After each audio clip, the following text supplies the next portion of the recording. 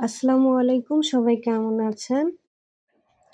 আমাদের এখানে এটাকে শামসা পিঠা বলা হয়। এটা আমি আপনাদের কাছে শেয়ার করলাম। এভাবে বানিয়ে খেয়ে দেখবেন, দেখবেন ভালো লাগবে।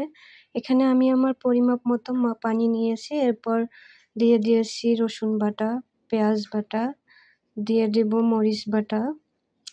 এটা কাঁচা মরিচ বাটা দিয়েছি। আপনারা চাইলে শুকনা মরিচও দিতে পারবেন। স্বাদ মতো লবণ এবং অল্প করে গরম মসলার গুঁড়া, অল্প করে হলুদ। দেখবেন এভাবে যখন পানিটা ফুটিয়ে উঠবে, আটা দিয়ে এরকম করে নেড়েচেড়ে রুটি পিঠার মতো বানিয়ে নিবেন। এটাকে এখন আমি বেলে নিব। বেলে নেওয়ার পর এভাবে স্টিলের গ্লাস দিয়ে বা অন্য কিছু দিয়ে সুন্দর করে গোল গোল করে কেটে নিব।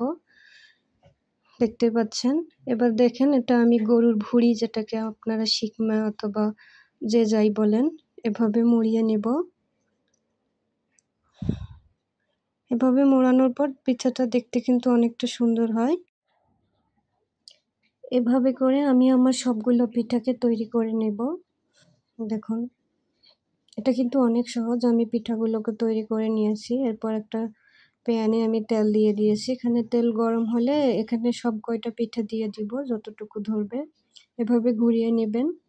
এটা ডুবো তেলে ভাজলে বেশি ভালো হয়, আমি দেইনি, আপনারা চাইলে দিতে পারেন। এভাবে উল্টিয়ে নেবেন। এটা খেতে কিন্তু অনেক স্বাদ লাগে। আপনারা বানিয়ে অবশ্যই খেয়ে দেখবেন।